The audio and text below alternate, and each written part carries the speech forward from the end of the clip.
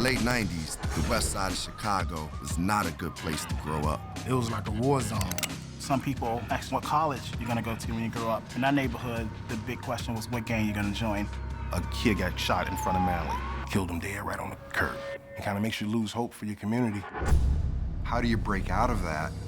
But a chance encounter changed everything. I walked inside the lunchroom and I see this boat. I didn't even know what rowing was. We don't even swim. You gonna take some West Side kids over to the lake? Nah, that's not gonna work. It brought guys from different neighborhoods, from rival gangs, together in one boat. When it's calm and you out there, it take your mind away from any problems that you have. It brightened my life. There was something about the water that gave us peace, and we all needed that. Now, 20 years later, they're back on the water. What are we training for here? Chicago Sprints. We're trying to rewrite history here. Training starts today, Arshay. Malcolm's doing this to show his son another way. Preston's going back in time to undo his mistakes. Alvin's racing to celebrate the fact he's still alive, that he's still here. Now you get an opportunity to inspire another generation. What are you gonna do with it? We on the mission now. It's going to be a remarkable moment when they come together and get to that starting line again. Brothers encouraging brothers. That needs to spread like wildfire through our communities. What he's doing is a beautiful thing. When that flag comes down, there's only one truth, that they are still here. Manly, go!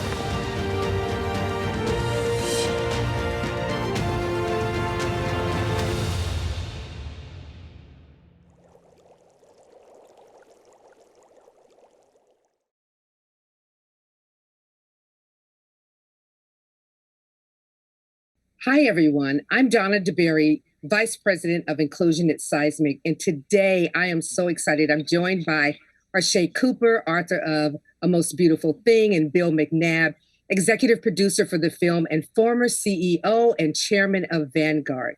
Thank you both so much for joining us today.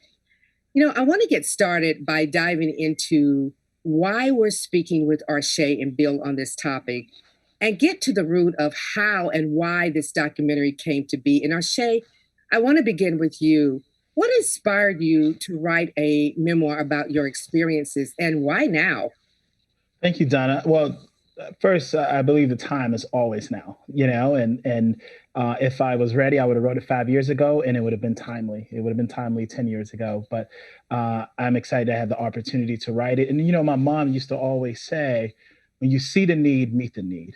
And I felt like truly now's the time to help people understand what's going on with some of the young people in cities like Chicago, Detroit, Philadelphia, cities where talent is everywhere, but access and opportunity is not.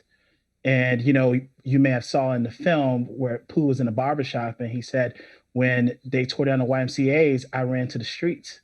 And we live in a place where there's not a lot of opportunities.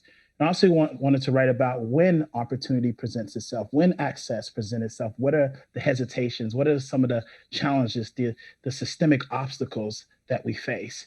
And I also wanted to inspire these young people through our stories and how we overcame. I think the second thing is also to show the world what happens when a group of young visionaries, passionate coaches, or leaders, or believers, no matter where they're from, come together and give opportunity, the impact that is made in the city that create a legacy of hope. And the last thing is to show that this great sport serves not only as a sport to be competitive, but a sport of healing, a sport that I truly believe that reduce trauma and give you an opportunity to see the country in many different ways. And I was excited to put it out there to the world. Well, you know, thank you for talking about inspiration, because Bill, as the executive producer, what inspired you to get involved with this project? Well, you know, sometimes it's really better to be lucky than smart, Donna. So, you know, first was just getting exposure to it, right? And, you know, I have to sort of trace an arc for you. So if I go back, you know, 10, 15 years ago, one of my good friends, father of one of my son's close friends, created a school in Philadelphia, West Philadelphia, for Black young men, a charter school. And we got into a conversation about, what was going to be in the curriculum, and very importantly, what was going to be part of the athletic program. And I, sort of set off the cuff, I think you should have a rowing program. And he looked at me and he goes, Black kids don't swim, so how are we going to row? And I said, well, you need to change that. You're doing something that has never been done in the city. So we worked together to create this program. Well, fast forward to just a couple of years ago, I get a call out of the blue. I'm sitting at my desk at Vanguard, and it's a guy who introduces himself saying we have, a number of mutual acquaintances, and one of them suggested we chat. And he connected me with Mary Mazzio, who's the director of the film. And Mary described to me what she was doing, this documentary about the first all-Black rowing team in Chicago. And I'm thinking, I know this story, but I know it with Philadelphia lens. And so then I got Arshay's book, and I read Arshay's book in a sitting. And I was so incredibly moved by what I heard there that I was like, I've got to be part of this. And, I owe it to the community, and I owe it to the sport, and I owe it to my friends who are from all walks of life to be part of this, because it did hit me that it really had the power to be an incredible catalyst for change. Yeah, it's funny. When I was watching the movie Arshay, the film showed just this periodic distrust that your team had for one another. Think about it, coming from different backgrounds, cultures, and life experiences. How did you build team trust with a group who didn't know, like, and most of all, even trust each other? Yeah, it was a couple things. First thing I would say, Donna, honestly, I have to give credit to our leadership, our coaches. Their philosophy was that you would be a great human first and then an athlete, right? And our practice started off with icebreakers, learning about each other, asking questions about each other, and I would say answering those questions. And I think the second thing is that the coaches, the way we built trust with each other, we had to first build trust with our leadership, and the coaches gave us a voice, and they moved the organization with our ideas, right? And they ask questions about what we want, what we struggle with, and how can they help us through it? What keeps us up at night? What keeps us going, right? And they were there for us. And that inspired me to be a leader. And I became the captain of that team. And the way we became captain, the way we built trust, honestly, was not only asking questions and learning from each other, but we showed up for each other no matter what. And when one person was in trouble, when one group was going through a difficult issue, we all tackled those difficult issues together, right? And so that's how we build trust. And I think the last thing I would say was truly on the water. We all had a lot of fear, a lot of anxiety, and we built a connection. We worked hard for each other. We held each other accountable. And we went through the same pain, the same tears. When one person hurt, we all hurt because we were there with them. When Alvin got in trouble, we all showed up at his house and we talked about it. And so we created a family. We created an opportunity to share what we were truly going through. And that's how we build the trust. And we spent a lot of time together. But honestly, I believe it's really connecting on a human level and understanding that it's bigger than sports. It's bigger than just our career, right? And when we look at the world that way, you create great citizens and great people, and you move the organization in a way that maybe it has never moved before. Yeah, this film brought people together from competing gangs and the police, I know for a fact, for whom for sure in the Black community are not always considered allies, but actually enemies. And what do people need to do to let go in order to be more inclusive and to really think outside of their own experiences? Because that can be a challenge when you think about how you grew up and your narrative, your own personal narrative. How did you do it with your team? Yeah, and I will talk about my team and also the team we created with the cops. I think, number one, we had to avoid assumptions, right? I have never spoken to Alvin. I was like, he's just a bad dude. And I told my coach, he should not be on our team, right? And when I finally sat next to him and asked him, why are you fighting? He was like, I have never fought because I wanted to fight. In order for me to be protected, I have to help these guys, right? Or else I have no protection. And I said, you have a new team. And I felt bad because I judged him, right? I didn't want him around, right? So I think number one, avoid assumptions. I think challenge stereotypes. And I think too, with the cops, it's, recognize at time what privileges that we have. One of the cops told me, he said, since George Floyd was murdered, the protests in Chicago, I had a lot of bricks thrown at me.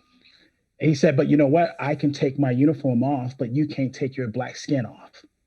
And we created that connection on a water in order to have this conversation, right? So I think challenge stereotypes, avoid assumptions. Not everyone who looks like me grew up like I did, right? And I think, continue to just connect. And when I say connect, I think sometimes, even as a white person, I have a lot of white friends who say, I don't know how to start the conversation at work and around race. And I said, well, number one, just connect with them as a human. Ask them for lunch, talk about sports, right? And if you do make mistakes, they won't get upset with you. Why? Because they know you.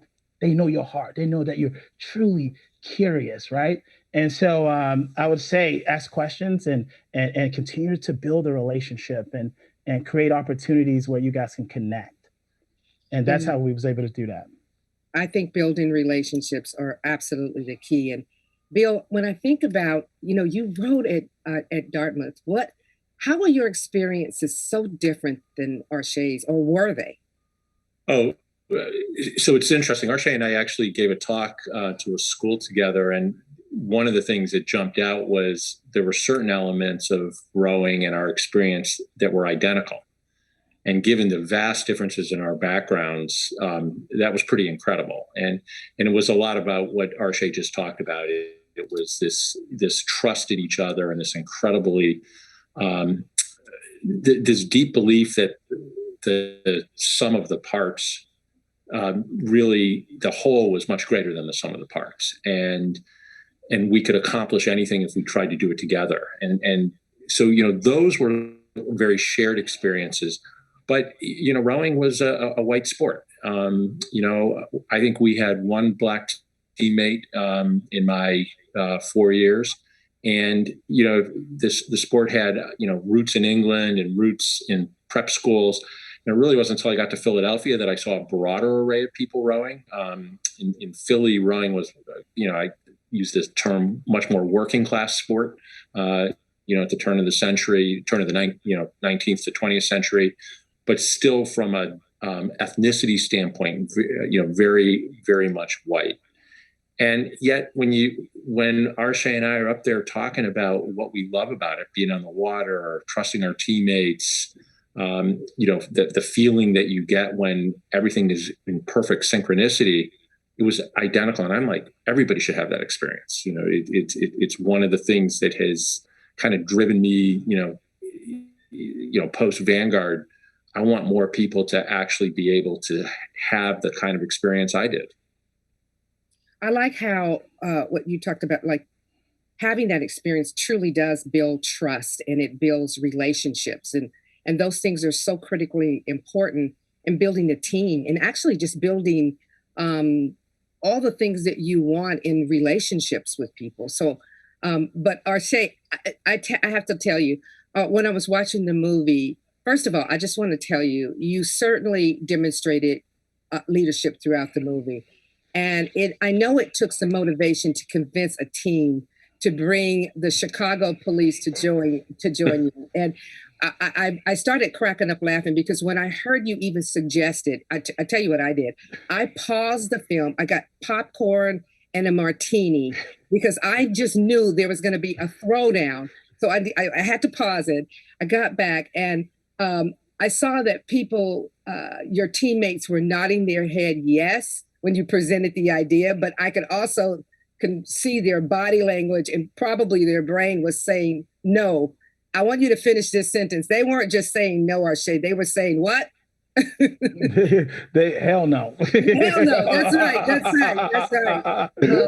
And so, but seriously, the film speaks to a lot of inequalities of safety and toxicity with law enforcement. And yet, after 20 years later, you reached out to the Chicago Police Department to join you and the team. And I consider definitely that the most unlikely partnership. What motivated you to do this, and what really surprised you about this experience? Yeah, what motivated me was definitely, I always think about the moms, right? And what they go through, and the mothers who have lost their kids and who have seen their kids go away and get locked up. And the two things that scares the mothers in a place like the West Side of Chicago, number one is when their kid goes into a different neighborhood.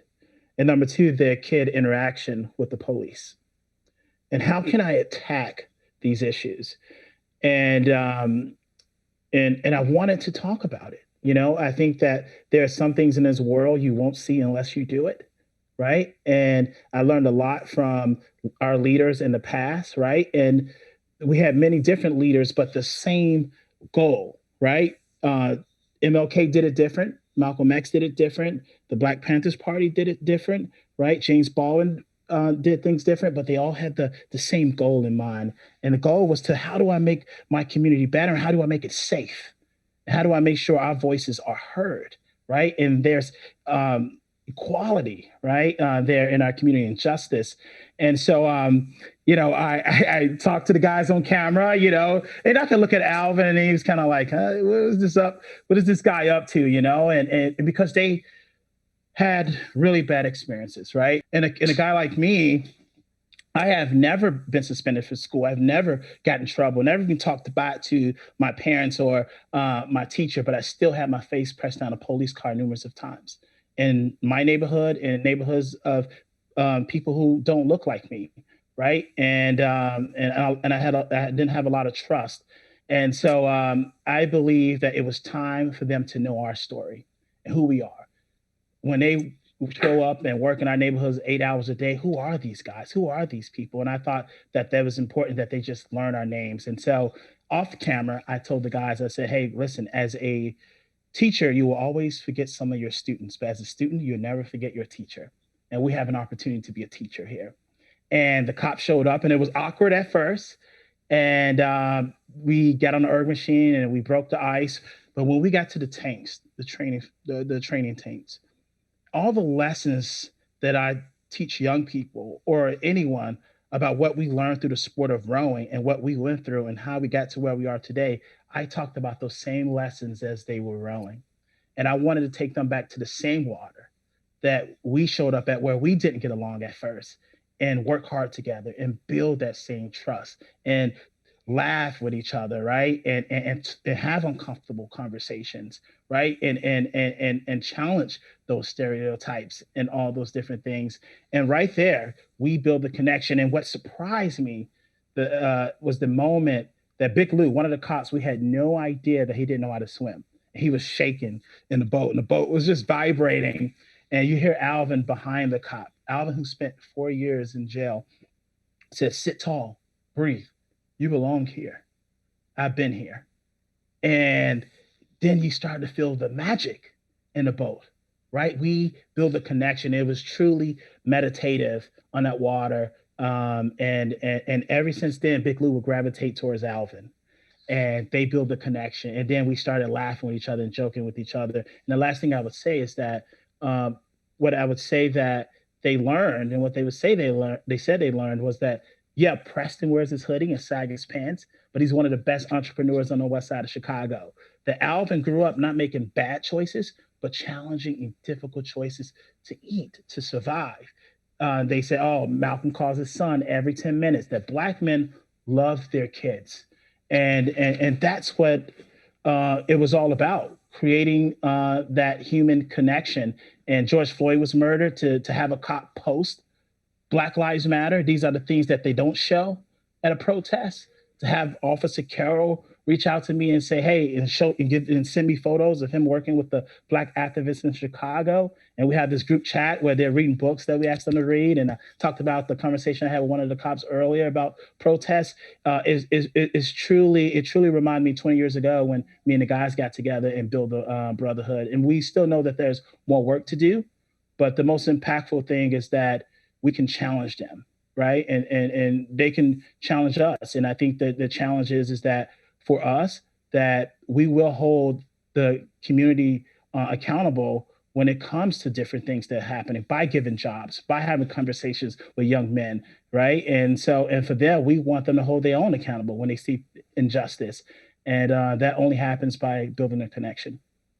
Arshay, thank you so much for sharing that with us. The one thing that I just want to say that really inspired me about the film was the fact that that all of you didn't allow your crisis to dilute your vision. It was really just, you really thought about all the experiences and the things that you've gone through.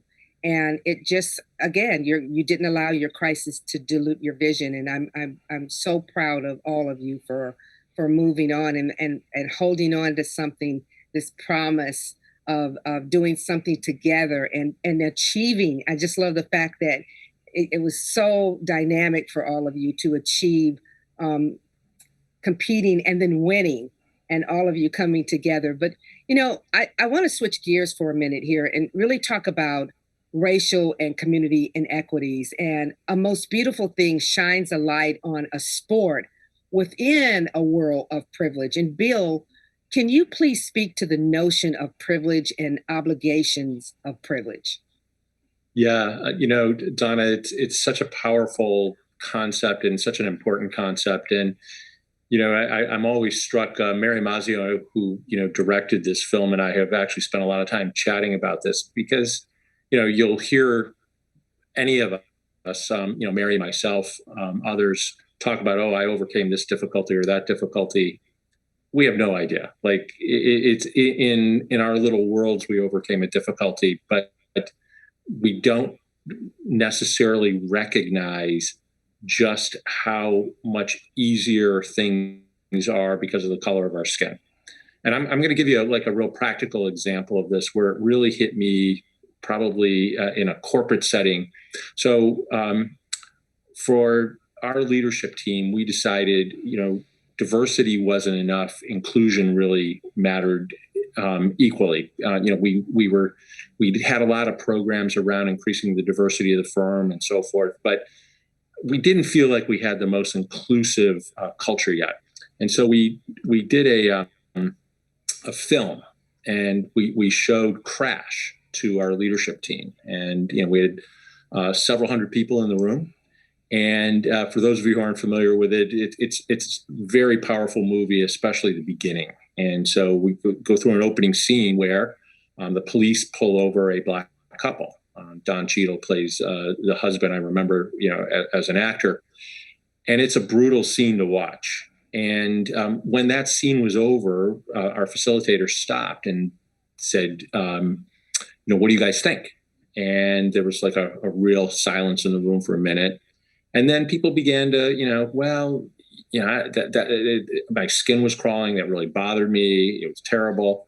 And then somebody said, but, it's good that we're moving past that. I have to frame that. This was about 3 months after President Obama had been elected. So I think people were feeling good, if you will, about, the state of racial relations in the United States. Well, one of our young Black leaders, after this conversation, hand kind of went up very slowly, and he said, I just got to take the other side of that. And he talked about a situation where he had been pulled over 3 weeks before, face down on the police hood, just because of the type of car he was driving. And this was a young man who was Ivy League educated, came out of one of the best law firms, and we had hired him to Vanguard, and he was doing fantastic work for us. And then another hand went up. And then another hand went up, and then another, and the stories began to emerge. And so it actually is one of the things around the movie that so resonated with me when Arshay is doing this outreach to the police, because I had heard from my colleagues about, in a sense, all the injustices. And that's, Donna, for me, was probably one of the most important light bulb moments in my corporate career, because it really underscored just how privileged we were, and that people who had every bit as much capability were starting behind. And, it was those stories from our colleagues. And this goes back to something Arshay said earlier that's so important about this whole journey. It's the trust and relationships and having these conversations, because I think without those conversations, I don't think we would have been self-aware. And it was really important to hear that. And for me, that began, I hope a really positive evolution in what we were trying to create culturally at Vanguard, but also it was a real awakening to me as to the nature of privilege and, frankly, some of the obligations that should be placed on those who have been fortunate enough to be born to privilege. Bill, you've often spoken to the culture at Vanguard around the necessity of inclusion. What did you get right? And what did we always talk about failing forward or falling forward. What did you get just so wrong that you could just think about, and you start thinking about, like, if I could do that over, this is what I want to do different over, or forget about.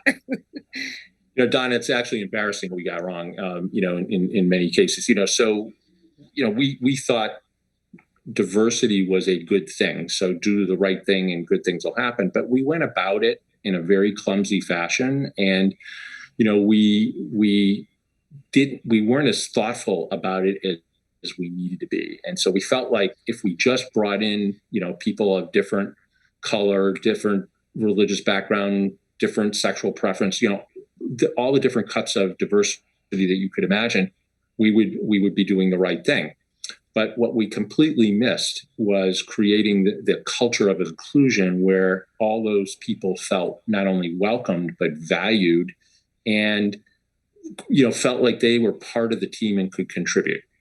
Now, I'm not here to tell you we've got it solved, because I think we're all on a never-ending journey here. But, those mistakes early on, really taught us a lot. And we began investing much more of our time and energy around the idea of inclusion, not just diversity. And, to me, the two, it just had to go hand in hand. And then, there were some real practical things that emerged from that. When we would go out to hire, we went and looked at different places than we had traditionally gone. We were very fortunate, here in Philadelphia, there's 102 schools nearby, and you can get really great people.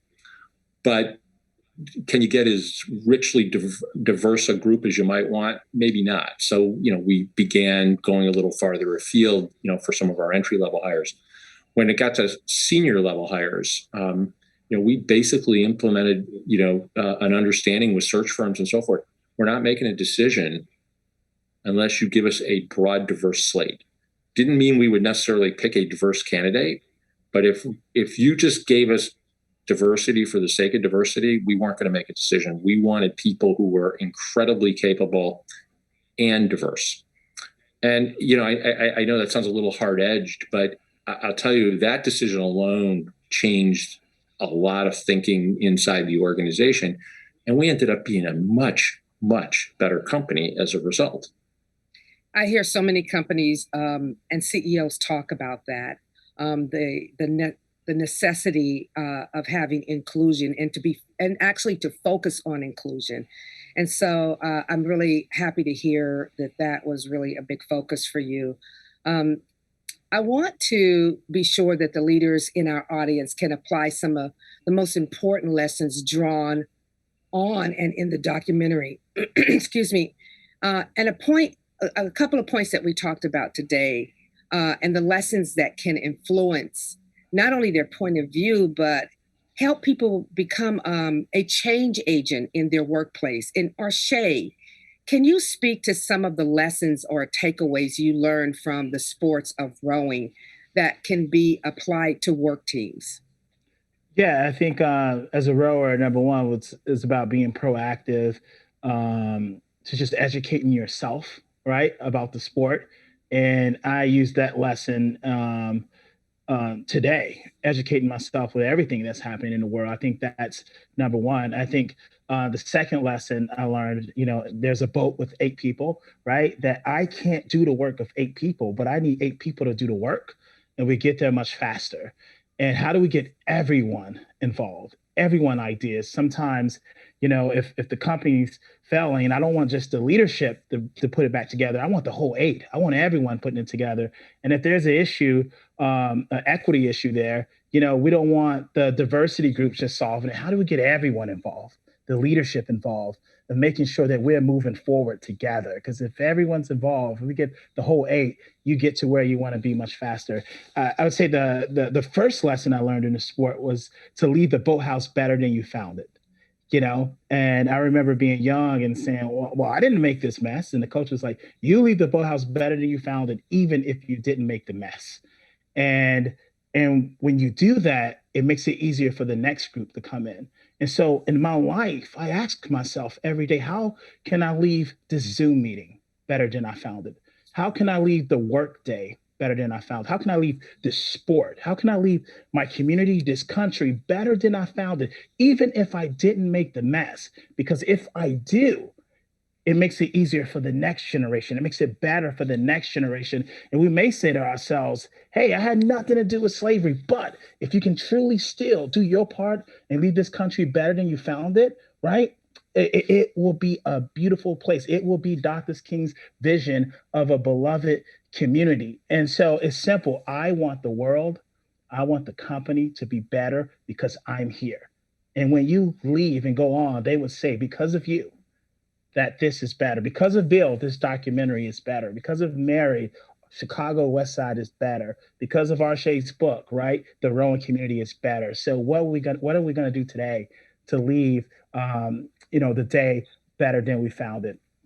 And I think the last thing I would say is, as a rower, and if you want to win, if you want to get the results that you really want, you have to be uncomfortable. You're pulling, right? And you're pushing, and you have back injuries, and you're ripping apart your hands with each other, right? But you get to where you need to be. And at times with our organizations or our companies, when it comes to talking about race and equity, it can be uncomfortable, right? But we have to address it by any means necessary, because it will give us the results that we want, right? And it's exciting. And I think I want to say that and Bill may experience this. My coach said to also get the results that you want, you have to give what hurts. And what I gave every day, since the moment I wrapped my hands around those oars, was my time, was my talent, and my treasure. Not only in the boat. When I gave what hurts in the boat, I got the results that I want. But when I gave what hurts, when it came to sacrificing my favorite TV shows, and sometimes family time, to be on the phone with that kid, or to go and leave my family for a weekend, to spend time to volunteer with a community and help them heal. When I gave what hurts, I saw the results that I wanted to see. And at the end of the day, it's about representing something bigger than yourself. When I think of Bill, I don't think about Vanguard. I think about the hope that he is bringing to the rowing world. When I think about Harriet Tubman, I don't think about her career as a Union spy. I think about the freedom that she brought to the world many years ago. When I think about Gandhi, I don't say, oh, that's the attorney, but I think about the peace and the love they represent. So if we represent something bigger than our company, bigger than ourselves, we really, really will see the impact in the world that we all want to see. I like the fact that you talked about being comfortable. Wait, what was it about being comfortable? Sometimes we have to be uncomfortable, right? And get to a level of being comfortable about being uncomfortable, because that really does broaden our perspective, and we learn, and we can even unlearn some of our learned behaviors by being uncomfortable. So I really like that. For you, Bill, did producing being the executive producer of this film, did it change your mindset? Really, what did you learn from this? Oh, there's so much, Donna. First of all, I'd always believed in the power of the sport, and Arshay just articulated so much of it. And hard work matters, discipline matters. There's nothing physiologically more challenging than rowing. There's no sport that challenges you physiologically, and so just the ability to get through that bonds people. So, from a practical standpoint, the film reinforced that. But the real power of the film, to me, was I would say, brutally open, honest conversations that took place. I got to know some of Arshay's teammates, certainly not the way he knows them, but, to hear them speak on film about intergenerational trauma the way they did, to hear them talk about the impact of seeing people killed when they're 10, 11 years old. Those things jumped out at me, Donna, and really underscored, I will say, the urgency of the issue from a community standpoint and from a societal standpoint, that these are really deep, deep, deep issues. And the fact that the film talked so honestly about them, I got to tell you, it wasn't in the original treatment. Like, this just emerged. And I have found myself drawn to those sections of the film more and more, because it really, I think, points us in a direction that we need to go. And again, it's been really, gratifying for me to watch Arshay, be such a leader here, and, the outreach to the police, after, hearing all the things and seeing all the things that, come through in the movie. It's extraordinary. It's extraordinary. And I think that's the biggest takeaway for me is, one, there's a lot of really hard work to do, but two, it's leadership. It demands leadership, and people like Arshay, and hopefully, many of us who are now joining in on this call can help by, taking the lead and really trying to, push these issues to the forefront and solve them, because we will be so much better if we do. Bill, share with us some of the top leadership competencies that are necessary in order to lead a diverse team of people. Yeah, Donna, thanks. And, I think the first competency that you have to start with is actually a belief that diverse teams perform better. And that's not really a competency, it's more a philosophical perspective. But, my own experience was the more diverse the team, the better we performed. And so that philosophy sort of had to, and that grew up over time. But as it began to emerge, it really influenced everything. In terms of competencies, though, I would say relationship building ends up becoming incredibly important. Getting to know people beyond just their work self, if you will, is incredibly important in terms of building trust. And so, we look for that in our leaders. We look for leaders who have a competency around actually developing others. So often in this world, we actually, we reward those who get stuff done really well, but we don't necessarily ask how. We actually started to really focus in on who had a track record of the most people promoted in a particular division or department, and why was that? And, so that competency around development was really important. I would say the third big leadership competency, and again, this is going to sound a little soft, but I think it's really important, is people who are fair and equitable, and fair and equitable in terms of how they assess performance and reward performance. And I know that sounds so basic, but we've seen lots of situations where that's just not the case. And so those were things that kind of evolved over time. Now, there are other traditional competencies that everyone talks about, the ability to communicate, the ability to create a vision, the ability to create a strategy and a plan. I don't think those actually make teams more diverse or less diverse. Those are things that are necessary. But the things I just mentioned before that, I actually think they're very important if you're going to really build a broad, diverse team. The last thing I would tell you is you've got to be incredibly willing to put the time in to make it happen. And again, just to give your audience, a practical example, we were looking to hire a senior leader at Vanguard, and the search firm came back with a lot of traditional looking resumes and, very strong candidates. And, we went through and we basically said, we're not making a decision unless we see a diverse slate. And we stuck to those guns. It took, and some of my team was like, Bill, you're dragging this thing out. We really need help here. And we waited, and then a Black woman emerged who, it wasn't because she was Black and it wasn't because she was a woman. She blew everybody away from a capability standpoint. Arshay's actually met her. He knows who I'm talking about. Mm-hmm. She's an incredible leader. And it was the patience, Donna, to do that. And, so to me, I don't know if that's a competency, but again, maybe it's more a philosophy or a belief. But if you're not willing to do that, you're not going to make progress. Bill, I want to kind of piggyback on that for just a second, because many people and companies talk about inclusion and diversity, and it's just, the right thing to do, the nice thing to do.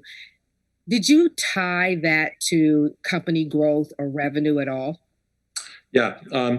So, I did it a couple of ways. So, we look at our performance in different eras, and our performance got better as we became more diverse. And you could say, is that causation or correlation? I don't know. I'm not smart enough to do that, but it worked.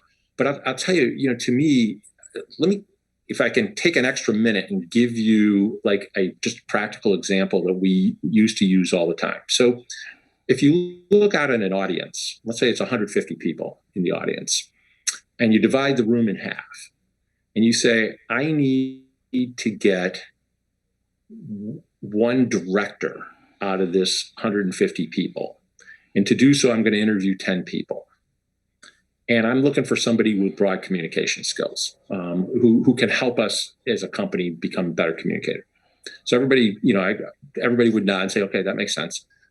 And then I'll say, does anybody think that the communication skills aren't basically evenly distributed through this 150 people who are just randomly sitting there in the audience? And, people don't know. Some people will be good, some people won't be as good, but it's going to be pretty randomly distributed. Okay. What's the probability that my 10 best candidates all are on the left side of the room? And, the audience will say, 30%, 40%, some will say 50%. The answer is actually 1/2 to the 10th, which is like 0.0001%. And the next statement is the left-hand side of the room are women, the right-hand side of the room are men. So by ignoring half, you basically doomed yourself to not getting the best person. You could do this with any cut of diversity you want. So to me, that math, I know that sounds really like quantitative and very technical.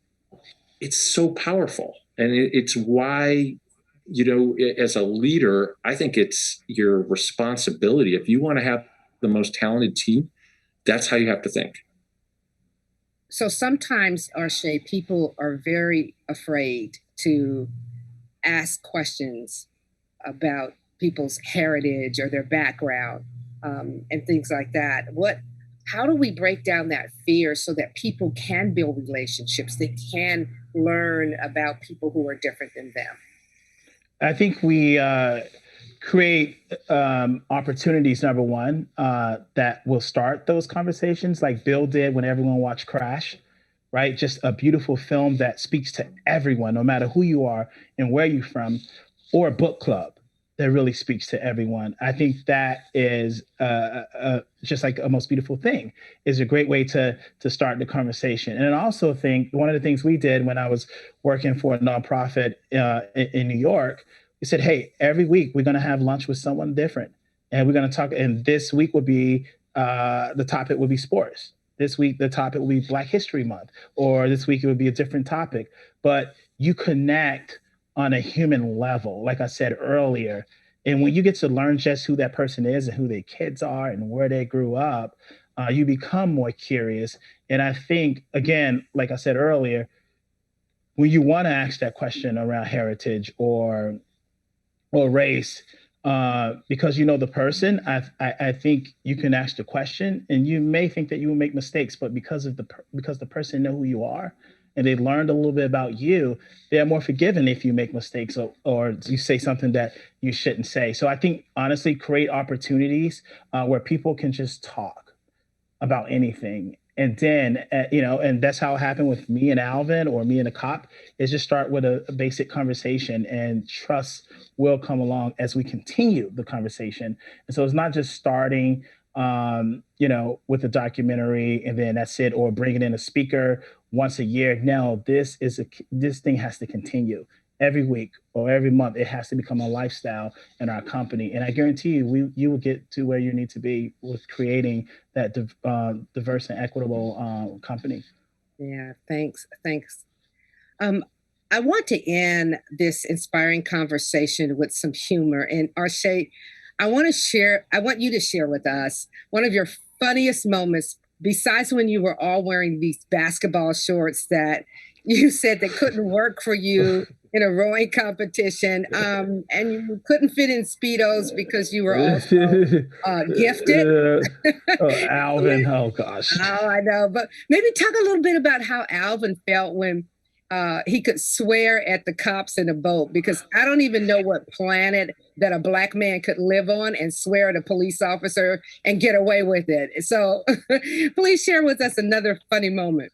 I mean, we had to be patient with teaching these guys how to row in the water. You know what I mean? And at some point, Alvin was the funny guy throughout the whole film, and I remember one moment, 2 days in a row, they showed up late. And they all came 40 minutes late. And Alvin was like, the cops never show up. They're always late. And, and we laugh, and they kind of like, oh, he's joking, right? And we get in the boat, and Alvin was like, what are you guys doing? You're doing it wrong. And it was like, we think you're getting carried away with yelling at us a little bit too much. And we was all just enjoying, it was this whole big thing where we was enjoying making fun of them, yelling at them, screaming at them. But, and then eventually it became normal. I remember putting on my mic and getting ready to do my interview, and the cop walked past me and was like, I knew I would get you to wear a wire. And I'm like, so and other guys are laughing, so every day in that practice, right? And we had opportunities where we would sit on the launch while everyone else was rowing, and we would just have a conversation in that motorboat and just talk and laugh about different things that we saw on TV. But, it wasn't just a kumbaya moment. It wasn't just the time to have a serious conversation, but there also was a time of laughter, and laughter is good medicine for the soul. And that was one of the funny moments in the film. And I'm so glad that Alvin was able to break that ice. Thank you. Thank you for sharing that. First of all, I'd like to thank both of you for sharing your experience. I wish you the best in your endeavors with this film, and most of all, the impact of this film. And I would like to encourage everyone to watch A Most Beautiful Thing. Thank you both for your time. Thank you. Thanks, Donna.